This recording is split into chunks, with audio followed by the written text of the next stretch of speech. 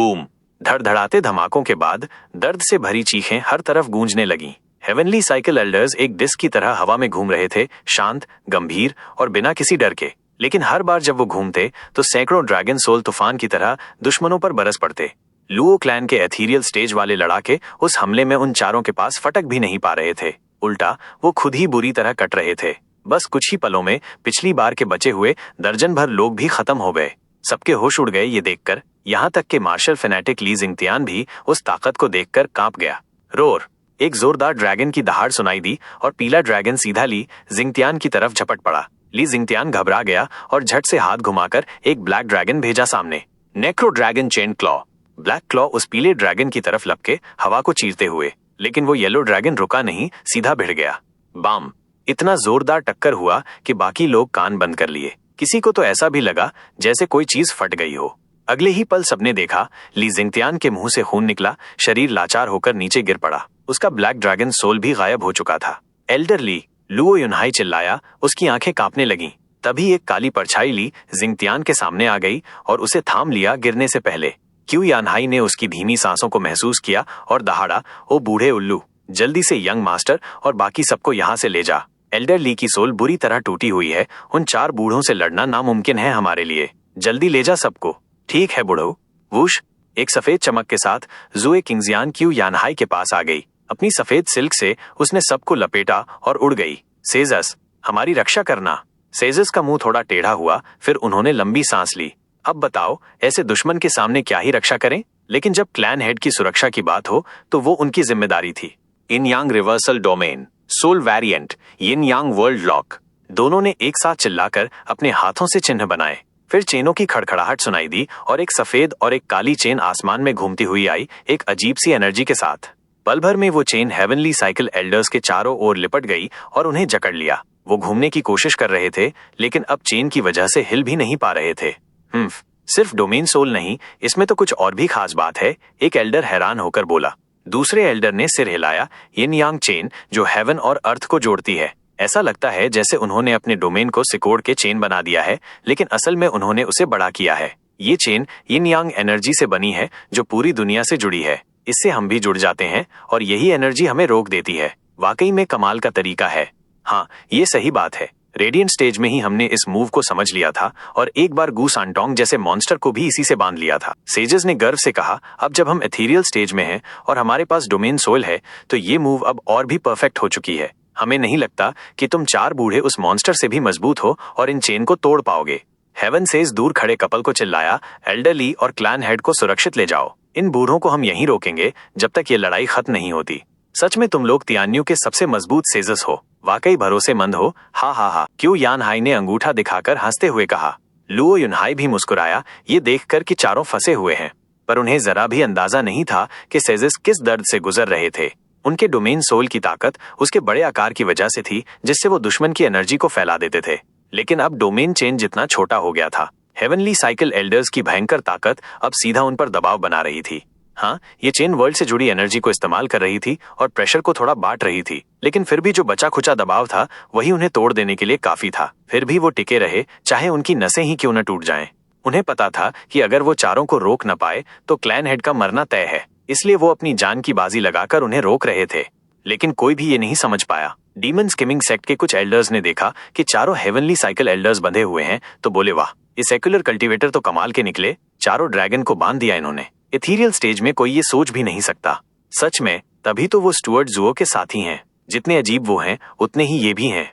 लेकिन इन्होंने ये मूव पहले ही क्यों नहीं यूज की? इतने लोग मर गए फिर? हाँ, आखिरी में ही नाटक क्यों? जब तारीफ खत्म हुई तो सवाल उठने लगे। सेजस के चेहरे पर गुस्सा झलकने लगा।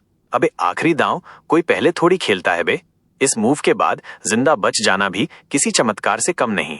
अगर क्लैन हेड खतरे में ना होता तो ये मूव कभी ना करते। पर इन मूर्खों को क्या पता, यहाँ तक कि लुओ युनहाई और क्यू यानहाई को भी इसकी सच्चाई नहीं मालूम थी। सिर्फ झुओ फैन ही समझ पाया कि ये कितना मुश्किल था। उसने अपनी रिंग को छुआ।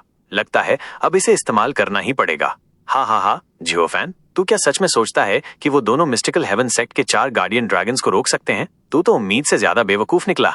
झुओ फैन कुछ करने ही वाला था कि सेक्ट लीडर श्वान की ये शेखी उसकी ओर खींच लाई। उसने 4 एल्डर्स की तरफ इशारा किया, अब देखो और असली मायूसी को महसूस करो। चारों एल्डर अब भी आंखें बंद किए बैठे थे जब एक ने कहा, हा हा हा, ओ नासमझ बच्चों, ज्यादा उछलना मत। तुम्हारे डोमेन सोल में दम हो सकता है, पर हमारे सामने उसका कोई असर नहीं। फिर चारों ने अलग अलग चिन्ह बनाए और ऊपर उड़ रहा पीला ड्रैगन और तेज हो गया। हर लहर के साथ जमीन हिलने लगी और यिन यांग चेन्स कांपने लगी। सेजेस की भौहें सिकुड़ गईं, वो भी चिन्ह बना ही रहे थे। बेकार है, हमने हेवन और अर्थ को जोड़ उग। वो अपनी बात पूरी भी नहीं कर पाए थे कि उनके शरीर कांप गए और खून की उल्टी करते हुए नीचे गिर पड़े। बूम! एक धमाके के साथ पीली एनर्जी की एक लहर गूंज उठी और यिन यांग चेन्स टूट गईं। हा हा हा, हमारी सोल्स अर्थ ड्रैगन सोल हैं, धरती की पैदाइश। तुम हमारी ताकत को जमीन से जोड़ सकते हो, लेकिन हम भी धरती से जुड़कर उससे ताकत खींच सकते हैं। हमने धरती की ताकत को अपने साथ मिलाकर दोनों तरफ से चेन पर हमला किया। चारों अभी भी हवा में बैठे हुए थे।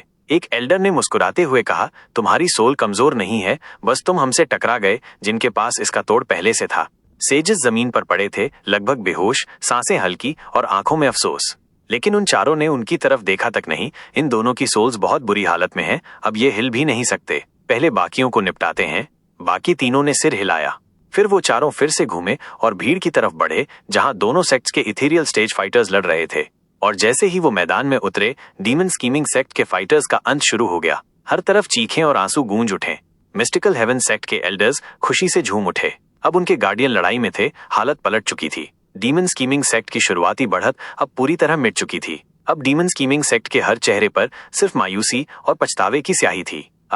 चारों तरफ से कराहने और रोने की आवाजें गूंज रही थीं। ग्रो ओआर, उनमें कहीं कहीं खुशी की भी चीखें सुनाई दे रही थीं। एक तरफ लोग खुशी से झूम रहे थे, तो दूसरी तरफ डीमन स्कीमिंग सेक्ट के लोग बिल्कुल बिखर चुके थे, क्योंकि वो चार बूढ़े डरावने एल्डर उन पर कहर बन के टूटे थे। मिस्टिकल हेवन सेक्ट के लोग खुशी से चिल्ला रहे थे। पलक झपकते ही डीमन स्कीमिंग सेक्ट के दर्जनों एक्सपर्ट मारे गए। उनका हौसला टूट चुका था। कुछ तो इतने डरे हुए थे कि लड़ाई छोड़कर भागने लगे। हार सामने खड़ी थी। झुओ फैन, अब क्या करें? अगर ऐसे ही चलता रहा तो हम हार जाएंगे।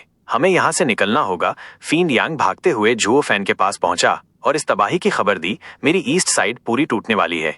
वेनरेबल बाय और बाकी एल्डर भी उड़ते हुए आए। वेस्ट साइड भी लगभग खत्म हो चुकी है। हेवनली साइकिल एल्डर्स जहां भी जाते हैं मौत बरसाते हैं। अब और नहीं लड़ा जा सकता। स्टीवर्ड झुओ, आगे का रास्ता भी बंद होने वाला है। हमें सबको इकट्ठा करके एक साथ निकलना होगा, इससे पहले कि बहुत देर हो जाए। वेनरेबल क्यूआई ने कहा। झुओ फैन ने शांत होकर कहा, अब निकल भी गए तो क्या? हम अंदर से हमला करने आए थे और अब खुद उनके डिफेंसिव एरे में फंस गए हैं। अब हमारे पास बस एक ही रास्ता है, जीत या मौत। मतलब अब निकलने की भी कोई उम्मीद नहीं है। हम मिस्टिकल हेवन सेक्ट की एरे को तोड़ भी नहीं सकते। क्या अब यहीं मरना तय है? वेनरेबल क्यूआई बिलख पड़ा। फीन यांग ने लंबी सांस ली, खुद को शांत किया, फिर झुओ फैन की आंखों में घूरते हुए बोला, तो अब करना क्या है? क्या वाकई अब आखिरी लड़ाई ही बची है? बिल्कुल नहीं, हमें बस उनके लीडर को गिराना है, बाकी अपने आप गिर जाएंगे। झुओ फैन की आंखों में चमक थी जब वो सेक्ट लीडर शुआन की ओर देखने लगा। सब समझ गए कि वो क्या कह रहा है। हाँ सही है, उस बूढ़े लोमड़ी को पकड़ लो, मिस्टिकल हेवन सेक्ट खुद ब खुद टूट जाएगा। उनकी आंखों में वो खून खराबा देखकर सेक्ट लीडर शुआन को भी समझ आ गया कि माजरा क्या है। वो हंसते हुए पीछे हटने लगा। हा हा हा, मुझे पकड़ना चाहते हो? तुम लोग तो मेरे पास पहुंच भी नहीं सकते। ही, कोशिश तो करनी ही पड़ेगी। फीन यांग मुस्कराया। भाइयों, हमला करो, उस बूढ़े को पकड़ो, हमारी जान उसी के हाथ में है। सभी एक साथ दहाड़े और सेक्ट लीडर शुआन की तरफ टूट पड़े। उनकी आंखों में वैसी भूख थी जैसे कोई गुंडा किसी हॉट लड़की को देखकर लालची हो जाता है। सेक्ट लीडर शुआन कांप गया और उसकी शक्ल एकदम गंभीर हो गई। इस नाजुक समय में अब सारी नजरें उसी पर टिकी थीं। सब उसे ही अपना ढाल बनाना चाहते थे। मिस्टिकल हेवन सेक्ट के एक्सपर्ट भी समझ गए कि उनके सेक्ट लीडर खतरे में हैं और दौड़ पड़े उसकी मदद करने। अब लड़ाई एकदम पलट गई थी। पहले पूरा मैदान बटा हुआ था, अब पूरा का पूरा झगड़ा सेक्ट लीडर शुआन के इर्द गिर्द सिमट आया था, जैसे वो कोई हॉट आइटम हो और सबको उसी की तलाश हो। हाय हाय हाय, ओ बुजुर्ग शुआन, जरा ढंग से बैठ जा, अब तू हमारी ढाल बनेगा जिससे हम निकल सकें। डीमन स्कीमिंग सेक्ट के 30 से ज्यादा इथीरियल स्टेज एक्सपर्ट 100 मीटर दूर से उसे घूरते हुए सोल अटैक करने लगे।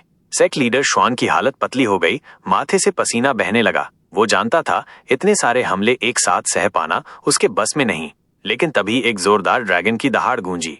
एक चमकदार रोशनी के साथ ढेर सारे ड्रैगन सोल्स चारों ओर से दौड़ पड़े। एक ही पल में चीखें गूंज उठीं और डीमन स्कीमिंग सेक्ट के वो 30 से ज्यादा एक्सपर्ट पीछे हटने पर मजबूर हो गए। और सेक्ट लीडर शुआन के सामने अब खड़े थे चारों एल्डर और ऊपर हवा में उड़ता वो भयानक पीला ड्रैगन। डीमन स्कीमिंग सेक्ट के लोग चिल्ला उठे, हेवनली साइकिल एल्डर्स, ये इतने जल्दी यहाँ कैसे पहुंच गए? सभी झुओ फैन के पास इकट्ठा हो गए और उन चारों डरावने एल्डर्स को देखने लगे। मिस्टिकल हेवन सेक्ट के लोग भी सेक्ट लीडर श्वान के चारों तरफ घिर आए और उनका चेहरा हंसी से चमक रहा था। एक पल में ही लड़ाई थम गई और दोनों तरफ के लोग आमने सामने खड़े थे। मिस्टिकल हेवन सेक्ट के लोग आत्मविश्वास से भर चुके थे और डीमन स्कीमिंग सेक्ट के लोग डरे हुए, सिर्फ उन 4 भयानक एल्डर्स की वजह से। हा हा हा, जुओ फैन, तुझसे लड़ना मेरे लिए बेमतलब है। मिस्टिकल हेवन सेक्ट के चारों गार्डियन के होते हुए तेरा काम तमाम है। मुझे पाना चाहता है, पहले हमारे वेनरेबल्स को पार करके दिखा। सेक्ट लीडर श्वान गर्व से चिल्लाया। उसका बेटा श्वान शाओयू भी चुप नहीं रह सका। आखिर वो उसका बेटा जो था। जुओ फैन, तू एक घटिया डेविल है। तूने मेरी जूनियर सिस्टर को धोखा दिया। तू तो कुत्ते से भी गया गुजरा है। अब मैं तुझे टुकड़े टुकड़े करके भेड़ियों को खिला दूंगा। हा हा हा। डीमन स्कीमिंग सेक्ट के लोग गुस्से से तमतमा उठे, लेकिन कुछ कर नहीं सकते थे। अब उनकी आखिरी उम्मीद सिर्फ जुओ फैन ही था। सबकी निगाहें उसी पर टिकी थीं। अब क्या करेगा स्टीवर्ट जुओ? तुम लोगों ने मुझे इस हद तक धकेल दिया है, अब पछताना मत। मुझे अपना आखिरी तुरुप का इक्का निकालना ही पड़ेगा। जुओ फैन की आंखों में चमक थी और वो अपनी अंगूठी से कुछ कर रहा था। फीन यांग गंभीर हो गया। जियो फैन, क्या अब तू खुद लड़ेगा? तू खुद लड़ेगा? हाँ, कियानिन चौकी, उनके पास तो वो चारों वेनरेबल्स हैं, तू नहीं जीत पाएगा। कोई लांग ने मुस्कुराते हुए कहा, कियानिन, तू स्टीवर्ट जुओ को नहीं जानती। उसके पास एक अल्टीमेट मूव है। तूने स्टीवर्ट जुओ की ब्लैक फ्लेम देखी है क्या? वो तो किसी भी फ्रीक को सीधा स्वर्ग भेज देती है। खंख। जुओ फैन ने गला साफ किया और बात काट दी, इससे पहले कि कोई लैंग कुछ और कहे। सच कहें तो जुओ फैन खुद भी कंफ्यूज था कि उन 4 बूढ़ों से कैसे निपटे। वो ब्लैक थंडर फ्लेम सच में बहुत डिस्ट्रक्टिव थी, लेकिन डबल ड्रैगन गैदरिंग के बाद उसने उसे दोबारा इस्तेमाल नहीं किया, क्योंकि उस थंडर फ्लेम को चलाने के लिए डेसिमेटिंग गोल्डन फ्लेम और एज्योर फ्लेम को पर्पल लाइटनिंग के साथ मिलाना पड़ता है, और उसके पास अब गोल्डन फ्लेम नहीं था। जो उसे गैदरिंग में मिला था वो तो उसने ये लिन से चुराया था, अपना नहीं था। तो अब वो तरीका काम नहीं आने वाला था और वो 4 डरावने एल्डर्स वैसे भी उसके बस से बाहर थे। दूसरा तरीका एक सेक्रेड वेपन था जो उसने डबल ड्रैगन मैनर से चुराया था, लेकिन वो भी सिर्फ बहुत जरूरी होने पर ही इस्तेमाल किया जा सकता था, वरना सारी दुनिया उसकी दुश्मन बन जाती। लेकिन कुई लांग की बातों से सबकी नजर जुओ फैन पर टिक गई थी। सब लोग अब ये देखने को बेताब थे कि स्टीवर्ट जुओ क्या कमाल दिखाने वाला है। यहाँ तक कि वो चारों फ्रीक्स भी उम्मीद लगाए बैठे थे। ओहो, तो तू है इस झुंड का लीडर? चल दिखा, तेरे पास क्या है हमारे चारों को हराने के लिए? उम्मीद है कुछ नया देखने को मिलेगा। हा हा हा। जुओ फैन, हिम्मत है तो हमारे वेनरेबल से लड़। वैसे भी तू मरेगा ही, तो पहले ही मर क्यों नहीं जाता? हा हा हा। सेक्ट लीडर श्वान ने ताना मारा। जरा सुनिए। जुओ फैन सबको देखकर मुस्कुराया, लेकिन अंदर ही अंदर लंबी सांस ली। माफ करना दोस्तों, मैं लड़ने नहीं जा रहा। डेमन स्कीमिंग सेक्ट के लोग दंग रह गए। उन्होंने सिर हिलाना शुरू कर दिया। स्टुअर्ट जुओ के पास भी अब कोई रास्ता नहीं बचा। जुओ फैन ने आगे कहा, लेकिन मुझे अब अपना तुरुप का पत्ता निकालना ही होगा। याद रखना, तुम लोगों ने मुझे मजबूर किया है, फिर बाद में रोना मत। जुओ फैन ने अपनी अंगूठी घुमाई और एक तेज रोशनी के साथ एक 7 साल का बच्चा सामने आ गया। इनविंसिबल स्कैम्प गू सांतोंग। लंबी जम्हाई लेते हुए गू सांतोंग ने अपनी कमर सीधी की और उबासी लेकर बोरिंग लहजे में जुओ फैन से बोला, डैड, इतनी देर क्यों लगा दी? मैं तो सो ही गया था। हा हा हा, अब तो बुला ही लिया तुझे, है ना? तू ही तो हमारा ऐस है। तुझे सबके सामने ऐसे ही थोड़े दिखा देता। सही टाइम का इंतजार कर रहा था। जुओ फैन ने बच्चे जैसी मासूम मुस्कान के साथ जवाब दिया। गू सांतोंग ने सिर हिलाया, जैसे सब कुछ समझ गया हो। भीड़ लेकिन सन्न रह गई। यहाँ तक कि फीएंड यांग भी गालियां देने लगा। क्या बकवास है ये? तूने जिसे ऐस कहा वो तो एक बच्चा है। वही तो है मेरा ऐस। जुओ फैन ने गर्व से सिर हिलाते हुए कहा, एक बाप के लिए उसका बेटा ही सबसे बड़ा ऐस होता है। मिस्टिकल हेवन सेक्ट, कान खोलकर सुन लो, मुझ तक पहुंचना है तो पहले मेरे बेटे से भिड़ना पड़ेगा। जुओ फैन की ऊंची आवाज सुनकर गू सांतोंग का सीना गर्व से फूल गया। अपने बाप के लिए इस बाढ़ को रोकना ही उसके लिए सबसे बड़ा सम्मान था। लेकिन बाकी लोग तो इस बात को पूरी तरह उल्टा ही समझ बैठे। दोनों तरफ के लोग बाप बेटे को देखकर मन ही मन गालियां देने लगे। भे का लो।